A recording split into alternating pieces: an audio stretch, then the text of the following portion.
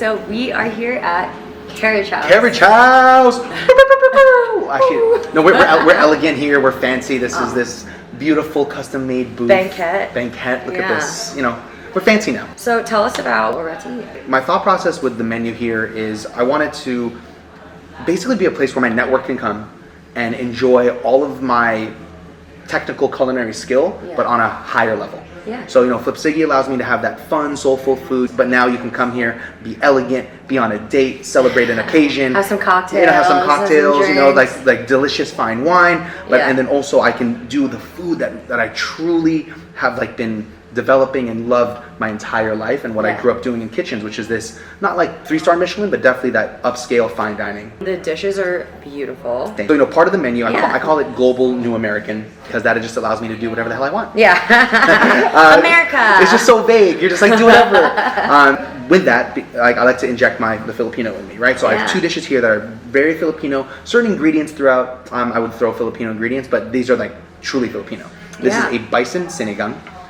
So delicious, so tender, and just flavorful. It has that sour punch. You have chicken stock on the braise there with some bok choy, some Kare-Kare, and then some cherry tomatoes and a lemongrass coconut taro root puree. Ooh. Yeah. So that's like fancy and amazing. And then over here we have Kare-Kare in a pasta. Yeah. So it's also influenced by my stepdad, who's Chinese Jamaican. So that's like the Scotch bonnet spice that I like to add there. But the peanut butter braised oxtail is all up in here. With the agnolotti, I learned how to make from the French Laundry, and I learned how to pick up the dish over at Spago in Wolfgang Puck. I love that all that background and experience just like all blended into one dish. Yeah. Right. Yeah. And what's the sauce on it? It's a demi-glace, so it's a peanut butter Dr. Pepper demi-glace. Peanut butter. Dr. Pepper demi-glace.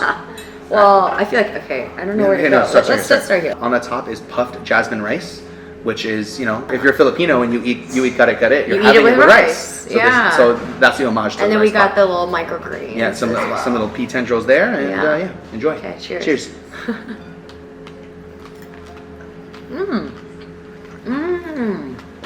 How good is that? Oh my god. Keeps going, and then boom, and then it kicks. There's a Scotch bonnet, peanut butter, creaminess, cheese. So the inside is the pulled oxtail mixed with pecorino romano and mascarpone. Right? I was gonna say there's like a really like savory umami-ness to it. It's the cheese. Mushroom soy. And you get the peanut butter. And the meat is so tender. Cut one of these open inside of that. It's just meat and cheese and deliciousness. That meat. Yeah. You gotta do one of those like beauty blogger things. Isn't that nice? Yeah. That's so nice.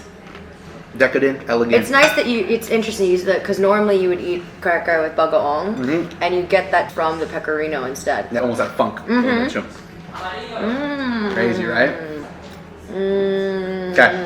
Now, Bison Sinigang time. And this meat, it literally look, it just push it falls aside. off. Move over, guys. We don't need no knife. Just falls off the bone. Falls off. You just take it right off. All right, well. Cheers. I'm gonna dip it. Oh. The bison is nice too, because it has It has its flavor, but it's not overwhelmingly gamey. No.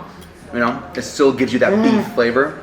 Oh my god! And when you mix with everything, it's sinigang. Like, a lot of my flavors are traditionally Filipino when you have that bite. Yeah. But then it just expands, and the presentation is French Italian. or Italian. So sour. Yeah, and but you still get the sour deliciousness. Yeah. And that's what you want in sinigang. You want that sourness. Let me get one of these. And I learned vegetables. Fun fact. Miss Universe back in 2016. It was Catriona. She came to Flip Sigi and she said my sinigang was good, but it needs to be more sour. Catriona, I listened. All right, I listened. This is sour. It's so sour and it's but it's so good, right? And then but you want that sourness. Oh yeah, let's get that. Yeah, she's getting there with. Taste of lemongrass and the coconut. Yeah. Good, right? Like it adds a different dimension of Filipino-ness to it. yeah. But it does, like, but it's funny because as you distill it down, it is Filipino, right? Yeah. Just because the presentation and the look and even the way it's sold isn't necessarily like traditional Filipino. Yeah. When a Filipino comes in and has this, they're like, yeah. There's classical flavors in here. There's sinigang. Yeah. And that's, I think, like, you know, especially with my restaurant Barcada and with what you're doing with Flip Sigi and Carriage House. We're taking those flavors we grew up with, but trying to, you know, do something new. Yeah. You know? Yeah. you know, we're still trying to keep those flavors and make sure it still feels Filipino, but seeing what else we can bring to the table. Yeah. So this is awesome. And especially if you want to have a nice be a little bouche for the night, have a nice glass of wine, you know, this is what I would envision doing that with. So I'm gonna need to get a spoon, or I'm just gonna take a whole bowl. Oh. Okay, sure. Yeah, let's get the spoon. Let's get the spoon. Thank you. I mean, you can't. Oh, it's so good. That tamarind, it coats your whole mouth, and you feel it in the back of your teeth. That acidic punch. So, it's super good.